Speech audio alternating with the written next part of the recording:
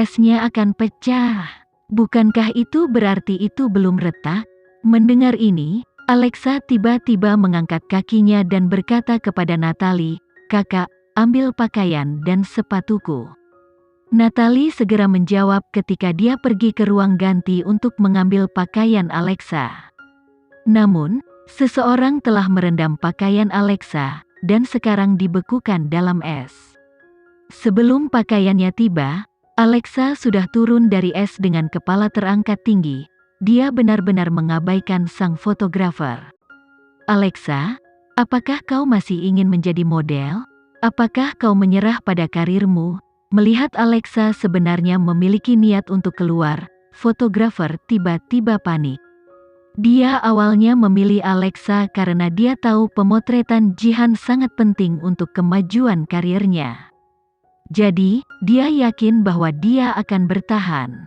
Tapi, siapa yang akan membayangkan, Alexa bertahan sedikit tetapi tidak akan membabi buta menanggung segalanya. Setelah menjauh dari danau, Alexa mendekati staf.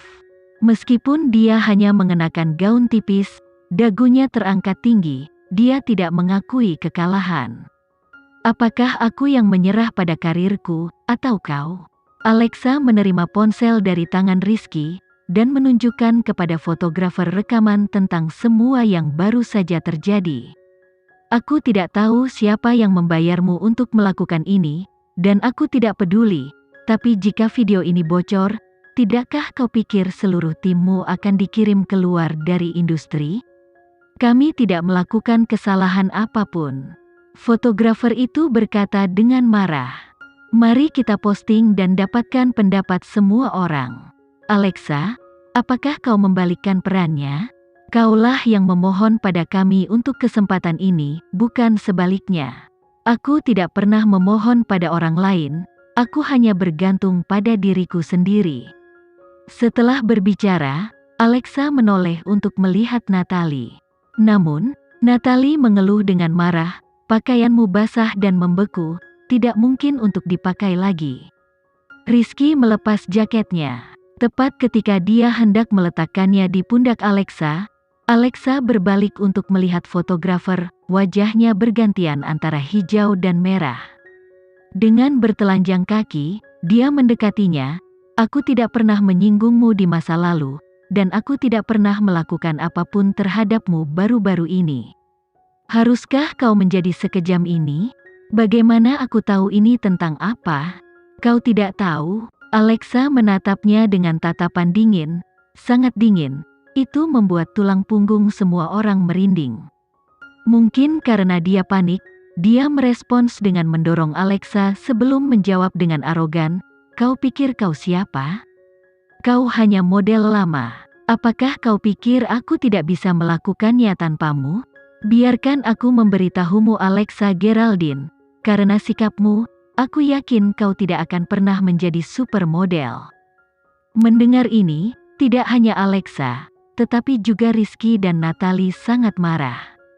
Tapi, Natalie tidak lupa, yang paling penting adalah menemukan sesuatu yang hangat untuk Alexa terlebih dahulu. Tepat ketika Rizky hendak menarik Alexa ke belakangnya, dan memberi pelajaran pada sang fotografer, sebuah kot hitam tiba-tiba mendarat di atas bahu Alexa. Semua orang melihat pria yang muncul entah dari mana, terkejut. Itu adalah Kenzie Leonard, CEO Mandala Entertainment. Mobilnya berhenti tepat di belakang mereka, tetapi tidak ada yang memperhatikan ketika dia tiba. Itu benar-benar Kenzie. Semua orang mengira mereka melihat sesuatu, termasuk Rizky. Adapun Natalie, sekarang dia tahu pahlawan telah tiba. Dia melepas sepatunya dan memberikannya kepada Alexa sebelum menemukan tempat untuk duduk dan menonton pertunjukan. Seluruh staf dalam keadaan shock. Tidak ada yang mengerti kenapa Kenzie muncul di tempat seperti ini. Fotografer itu terperangah ketini. Dia mencoba untuk mengkonfirmasi identitas wanita di depannya. Namun, Kenzie mengabaikannya. Dia tidak hanya membungkus Alexa dengan kotnya, dia bahkan melepas syalnya dan melilitkannya erat-erat di leher dan wajahnya. Rizky menyaksikan dari samping dan tiba-tiba mengerti segalanya. Sosok yang dikenal ini adalah sosok yang dia ikuti sebelumnya, pria Alexa Geraldine. Pria yang sangat disembunyikan Alexa adalah CEO Mandala Entertainment, Kenzie Leonard. Rizky tidak kalah terkejutnya dengan staf. Dia tidak pernah menyangka Alexa memiliki latar belakang seperti ini. Siapa yang bisa menebak bahwa dia memiliki perisai kekuatan ini? Model yang telah mengalami begitu banyak pencemaran nama baik ternyata adalah wanita dari CEO Mandala Entertainment. Rizky perlahan menjadi tenang saat dia menyadari ini sesuai dengan karakter Alexa. Dia tidak suka bergantung pada orang lain untuk mendapatkan apa yang diinginkannya. Dia suka mengambil satu langkah sekaligus. Ini pasti kenapa dia menyembunyikan hubungannya dengan Kenzie. Lagi pula, jika hubungan mereka terungkap, dia tidak akan lagi diberi label Alexa Geraldine si model, tetapi kekasih Kenzie Leonard. Tapi, apakah Kenzie hanya bermain dengannya? Atau apakah dia benar-benar serius? Dari saat Kenzie muncul, sang fotografer dipenuhi dengan kegembiraan. Namun, kegembiraan ini perlahan berubah menjadi ketakutan. Dilihat oleh adegan di depan mereka, tampaknya Alexa dan Kenzie tidak memiliki hubungan yang sederhana. Jika ini masalahnya, lalu dari tindakannya tadi, Kenzie punya cukup alasan untuk membunuhnya jutaan kali. Aku merasa jauh lebih baik, Alexa memberitahu Kenzie yang panik ketika dia merasa lebih hangat. Terima kasih, Tuan Kenzie. Melihat sedikit warna telah kembali ke pipi Alexa, Kenzie akhirnya mengambil langkah mundur ketika dia berkata, "Aku lewat dan melihatmu melakukan pemotretan. Bagaimana kau bisa berdiri tanpa alas kaki di danau beku dalam cuaca yang begitu dingin?" Alexa menatapnya kosong sebelum menyadari dia ingin membuat mereka membayar. Jadi, dia tersenyum, ini adalah tugas seorang model dan harus bertahan. Benarkah? Kenzie bertanya pada Alexa dengan makna yang lebih dalam. Dia kemudian berbalik untuk melihat ke arah fotografer dan berkata dengan tenang, "Jenis adegan apa yang coba kau buat? Karena aku punya waktu luang dan bertemu Alexa, aku mungkin akan tetap tinggal dan mengunjunginya." Ekspresi fotografer menjadi gelap. Dia tidak pernah berharap Kenzie dan Alexa begitu akrab satu sama lain. "Kenapa kau melihat ke bawah? Kau tidak seperti ini beberapa saat yang lalu ketika kau berbicara dengan Alexa." Kenzie bertanya dengan suara yang dalam, "Kenapa? Apakah kau takut? Kau tidak tahu Alexa dan aku saling kenal satu sama lain secara pribadi?" Aku tidak tahu. Aku benar-benar tidak tahu." Fotografer merasa lidahnya membeku, tidak ada kata-katanya yang lengkap. "Itukah alasannya kau mengira kau diizinkan untuk menggertak Alexa?" Suara Kenzie mengintensifkan dengan nada dingin dan kuat. "Apa yang kau potret? Yang kulihat hanyalah Alexa dalam gaun musim panas, bertelanjang kaki di danau beku. Tuan Kenzie, aku tidak sengaja melakukannya."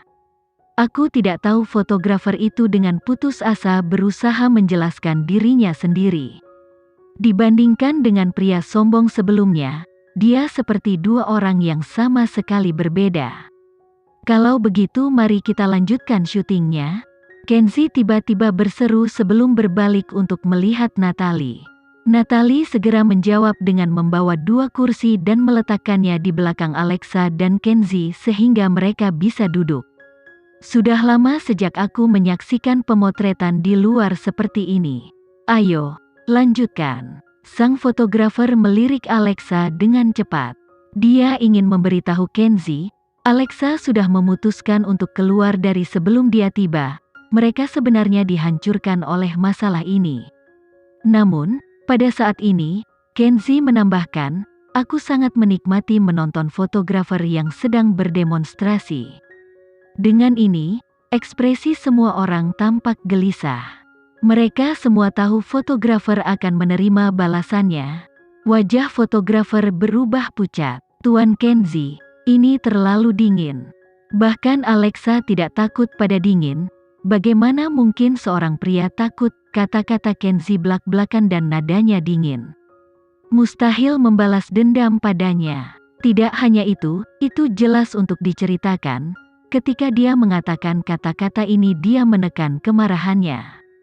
Semua orang tahu, Kenzi ada di sini untuk membela Alexa. Fotografer sangat menyadari situasi, terutama karena orang yang dihadapinya adalah CEO Mandala.